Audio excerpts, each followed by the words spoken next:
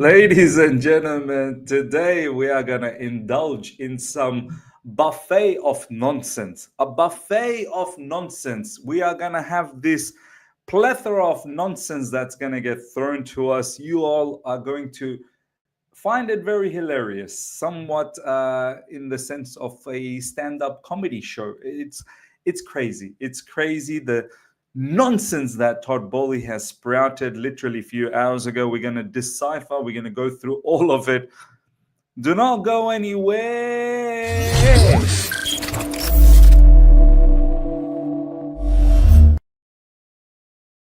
Ladies and gentlemen, welcome back to the other side of the coin and welcome to your latest Chelsea news. Look, I am not going to bother about a whole heap of other things. There's a lot that has happened today, but I'm not going to bother about all of those things. That can be done in a separate video. I'm going to solely focus on Todd Boehly and the crazy things that he said in Business of Football Summit, FT. Everything Todd Boehly said at FT, Business of Football Summit. Yeah, ladies and gentlemen, strap yourselves in, get yourself popcorn, drinks, relax, kick back, and enjoy. If you can enjoy or laugh, because if you don't laugh, you're going to cry, so you might as well laugh.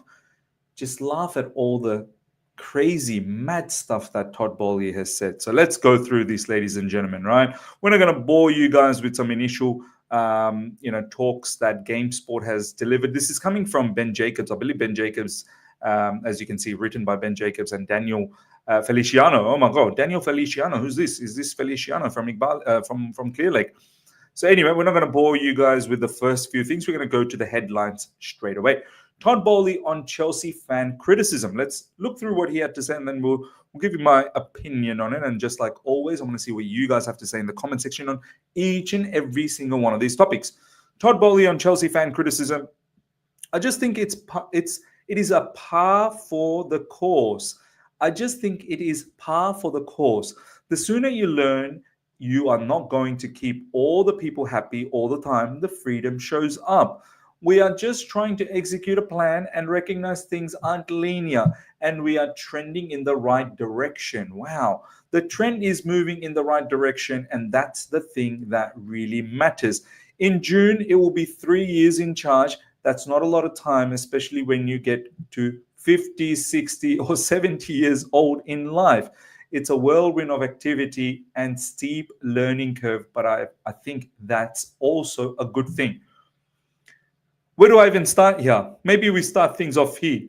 It's only been 3 years in charge. That's not a lot of time, especially when you get 50, 60, or 70 years old in life. I don't understand this correlation here. I don't get it. 3 years in football is actually a long time. It is. For ownership, there's a lot you can do in 3 years. And not only he has disregarded addressing that, because what have we achieved in 3 years?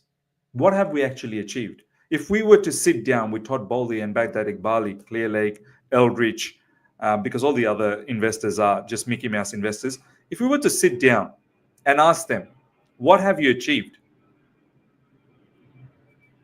Really nothing. Nothing substantial. Nothing that you can actually put some value onto. They brought a whole heap of players. They brought a whole heap of managing staff. That's about it. We're not won any trophies. And it's not like financially we're killing it. We've not been able to do anything in regards to the stadium development. We've done nothing. We don't even have a front of shirt sponsorship. We've done nothing. And then he goes on to say, people get to 50, 60, 70s. I don't know what you're trying to allude here. Are you saying judge us in 50, 60, 70 years' time? Because 3 is not a long time. People live till 50, 60, 70. Mad. Just proper madness. And this is why I say, ladies and gentlemen, don't get fooled. Some people are saying, get rid of Clear Lake and keep Boehly, get him to partner with. You want this guy to partner. This guy is just as nonsensical as the rest. Now let's look at all the other stuff. I just think it is par for the course. Todd Boehly on Chelsea fan criticism. You just think it's par for the course. The sooner you learn you're not going to keep all the people happy all the time, the freedom shows up. Right now, majority of the Chelsea fan base are not happy. Forget about all the people. You're making all the people unhappy. It's not like few people, minority are unhappy. Then it's, you can probably disregard it. Majority of the fan base, if we did polls right now, will tell you they are discontent with the ownership. For them to be so disconnected, like, they live in their own bubble. Like, nah, it's only a handful of people. They think just because 200 people came up into the protest, 200 people are the only ones that are unhappy. The rest are quite fine with everything. No.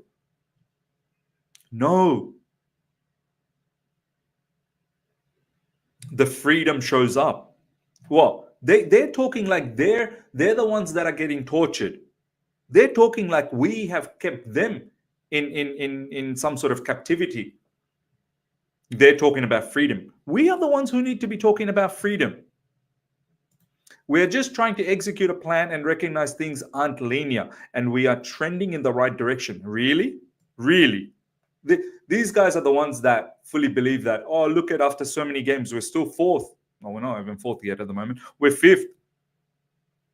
This, you know how you sometimes see those comments in my live streams, and sometimes you see the comments on videos. Oh, but Miz, we're still fifth. This is where that notion comes from. These lot, they fully believe that we are doing well. We're doing well. Look at where our squad is. Look at the nonsense squad building that we've done. We've got some quality players, but we didn't add more to create a fantastic team. Look at what we're doing with our manager as well, inexperienced manager. Look at what we're doing with our sporting directors. Look at where we are dwindling around in the Premier League. We can't beat top teams. That's a fact. We don't beat top teams. I'm talking about top of the top. We don't beat them. We haven't beaten them under the new ownership. And these guys are saying we're trending in the right direction. They are so deluded. It's not even funny, ladies and gentlemen. It's not even funny. Next up, Todd Boehly on Chelsea's ownership dynamics. The one thing I've learned about British press is they exaggerate a lot and leave stuff out. This I can agree with. Yes, the British press can be very notorious. And they do have the tendency at times to leave things out and create a chaos about it. So I get that. But a lot of the PR is coming through the club. You're reaching out to these journalists and creating this PR. So you can go out there and complain, but at the same time, the club is releasing all of this bullshit PR to the rest of the world. Who's liable for that? Why are we then, providing any type of news to these journalists? Fabrizio is on a madness. On every other day, he's talking hella nonsense PR in regards to Chelsea. Now, even David Ornstein is talking nonsense as well in regards to Chelsea. We'll do a separate video on that. So, yeah, I agree that British press can exaggerate, but who's entertaining all of these British press? Every other day we see PR coming internally from, news that are getting leaked from Chelsea internally. Who's doing that? I'm not going to comment. We have agreed on a strategy and a way forward, and stuff is getting done, and I don't look in the rear view mirror. Okay, fair enough. You don't look into the rear view mirror, but that's not the best way to do a review on yourself. One should always self-evaluate. One should always take the time and look back at what things we've done. Have we made mistakes? Can we learn from our mistakes? The fact that you're saying you don't look back into the rear view mirror tells me you don't worry about the mistakes that you've done. You're not learning from your mistakes. Self-evaluation is important, and the way to do self-evaluation is to look back at what you have done and make a proper judgment and assessment on that, so you can learn from it and so you can progress. You're not doing that, which is not a good thing. Which is not a good thing at all. Boehly suggests Premier League are given to shares each season. Boehly suggests Premier League are given to shares each season. What does he mean by that? As an investor in sports, I have the ability to drive emotions and outcomes. Yeah, of course. Yeah, you do have the ability to drive emotions and outcomes. 100%. The top football brands are well equipped to grow in value. The NFL is probably worth 200 billion, Netflix 400 billion. So the question is, would you rather own the NFL on Netflix? And my bet would be on the NFL. They will continue to create great content. Have a look at the way this guy's talking, ladies and gentlemen. It's got nothing to do with football. It's about commercialization. It's about making content. This was the remit for these owners from the get-go. How can we make Chelsea create more commercialized content? Halftime shows, storylines like WWE. They love all of these all-star, superstar matchups. Down the track, don't disregard the Super League. I'm telling you, these guys, they want it. They want regular income. They don't want this notion of you have to qualify for the Champions League, leaving it up for hope. You can invest so much money and you can still miss out on Champions League football. They don't like this concept. They want Champions League football regularly. They don't like this relegation concept. What? You can get relegated? That's blasphemy. They want set season where winning and losing has zero consequences. And it is all about making content. It's all about commercializing. It is all about all of this other stuff that is not footballing related, because they want to spice things up. This is what they do in American sports, NFL, basketball, baseball, and the lot. They want to take the entire Premier League on a ride. And once the Premier League has enough American owners, believe me, it will go for a ride. Now, if you look at the football in Europe, there you go. He's starting to talk about this. There is an evolution ongoing. The stadiums were built with an utilitarian mindset. And what you are going to see is more professional sports coming to Europe, like the NBA, and the product will evolve and provide new revenue opportunities. And if you grow revenue, you grow value. There you go. It's about growing revenue opportunities. It's about finding revenue opportunities. It's about growing your revenue and growing the value. It's got nothing to do with winning. It's got nothing to do with winning. Now, some of you guys might say, but Miss, how are you going to grow all of this without winning? Oh, yeah? Look at Brighton. They win jack all. You think they make a loss? They make a good profit. And we are Brighton 2.0, bigger, better, more reach globally. It's not about winning trophies. Winning trophies is just a nonsense part for them. It's all the other stuff. Merch. As I said, collaboration with other sports, having, having NHL, like, what do you call it? The American football matches at Stamford Bridge or whatever, wherever the stadium is next up. It's doing all of this stuff, concerts. It's all the stuff that Spurs are doing.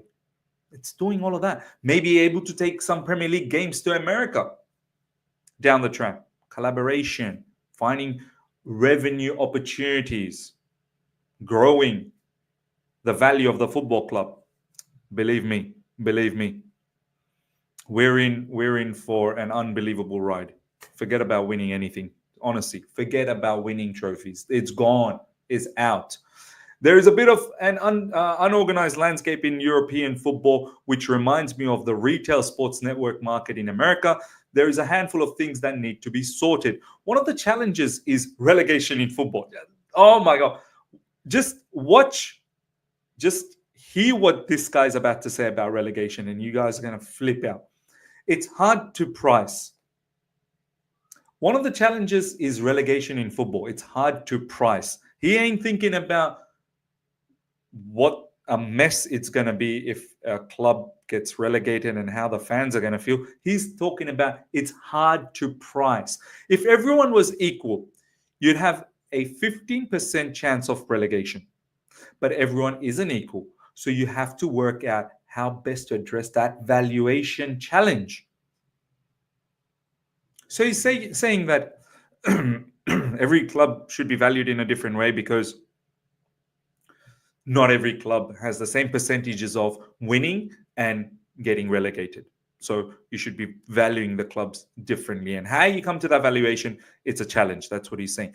Relegation is cultural and not going anywhere. So you can already tell he understands that it's a cultural thing in Europe. This has happened for hundreds of years, right? Since when, football started in European level. But you can tell with that, that line there, I don't think they like that. They don't like the whole relegation culture because, it brings uncertainty. And they don't like business people don't like uncertainties, right? They want assurances, and relegation is very uncertain. Relegation is a cultural and not going anywhere. So why not every season when a team is in the Premier League, you get one share of EPL stock, and even if you go down, you keep that stock? What?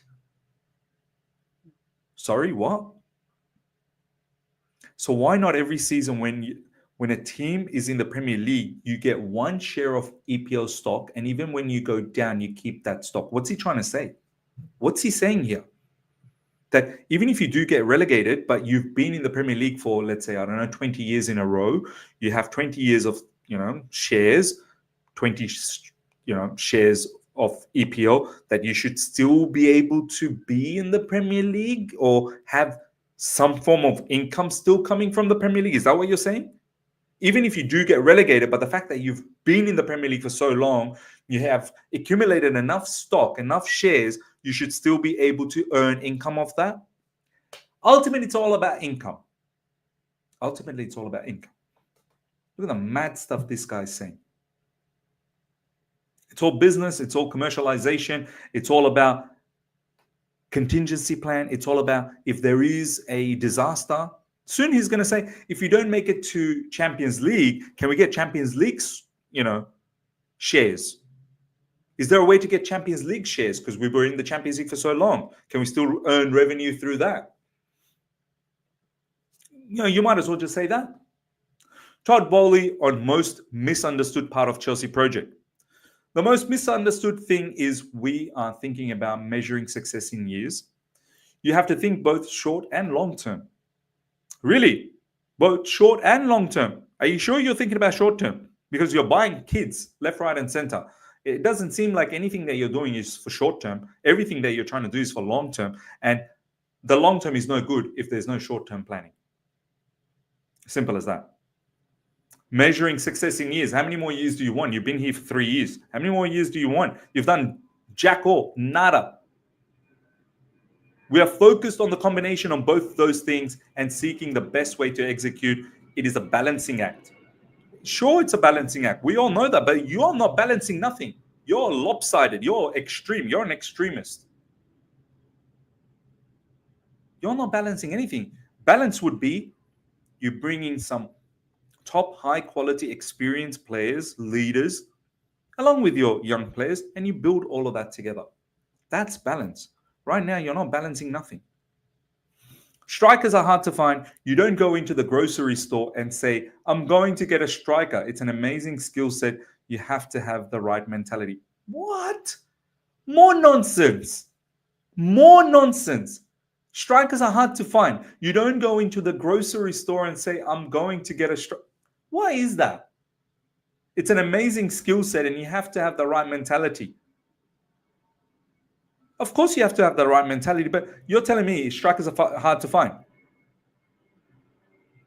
Gyökeres has a buyout clause, release clause. Benjamin Sesko was there. Osimhen was available. You didn't finalize that. Hell, even Harry Kane. And so many more. So many. Isak. What's stopping you from getting Isak? A while back, obviously now it's impossible. Now with our model, it's impossible. We're going to get Liam Delap because young. What about a striker in the ilk of someone like Chris Wood, just to help us out for the time being, short term, until we find the long-term successor? If you have the right idea, the right planning with the right sporting directors, you can do decent business. You can do decent business. But your focus is purely making money and building value to the football club by bringing young players and bolstering your balance sheet and profit and loss statements. You're not here to do footballing decisions. This is why you will say what you're saying. Strikers are hard to find. No, they're not. No, they're not. Strikers that you want to find in your remit, yeah, that's hard to find. Young kids. Todd Boehly asked if Chelsea ownership will be the same by the time next year. I can't predict the future. The fact that he's unable to come out and just say the ownership will be the same next year, yeah, that in itself is a little bit, that's saying something without really saying anything, right? The fact that he's not being able to comment and just wholeheartedly say that, yeah, the ownership will be the same. Why not? I can't predict the future. And this in itself should also say to all the people, oh, these owners can't sell up. The fact that he can't predict tells you that maybe there is a scope to sell up. Maybe there is. And maybe it's Todd Boehly that's going to sell up his minority shareholdings. Because if there was no scope of selling, like many people say, oh, these owners can't get out of the football club for X amount of years, another 7 years or whatnot, they have to do the 10 years. Why wouldn't he not just come out and say, yeah, no, we're here for 10 years. The fact that he's saying, I can't predict the future, tells me that maybe there is scope of selling. Todd Boehly on sticking to a strategy. Listen to this. This is hilarious. You can't turn left and turn right every 3 minutes. That might be some of the advice we get if you're really boil it down. Really? You think this is the advice that people are giving? This is what the fans want. You turn left and then 3 minutes later, yeah, turn right. You're the ones who are doing this, man. Look at your last summer transfer window. João Felix. You turn left, you got João Felix. You got Renato Veiga. You got KDH and all sorts of other nonsense. And then 3 minutes later, you did turn right. You did turn right 3 minutes later because João Felix is on loan, Renato Veiga is on loan, and KDH you barely even use. So don't blame the fans or that might be some of the advice we get if you really boil it down. You are doing the nonsense yourself. Have a look at yourself. This is the thing, ladies and gentlemen. Honestly, this is the thing. These law, they are so deluded. They are so oblivious to what they're doing and how that's impacting and how that's creating a mess. They're just so oblivious to it. As Todd Boehly said, I don't even look at my rear view mirror. I don't look back. If you don't look back, you're not going to see all the mistakes you've done and you're not going to learn from it. You're just going to keep carrying on. Ladies and gentlemen, let me know your thoughts. As I said, as I've been saying recently, we're in big trouble. We're in massive, massive trouble, ladies and gentlemen. With this ownership, I'm not sure where we're going. Actually, I am sure where we're going. Mid-table. Mid-table mediocrity. And it'll continue for the longest part. Unless and until we can actually drive these people out. You saw all the nonsense that Todd Boehly had to say, and yet there are people still out there who'll tell you, no, he didn't say anything wrong. All legitimate, proper, beautiful conversations that he made. People will tell you that. Ladies and gentlemen, let me know your thoughts.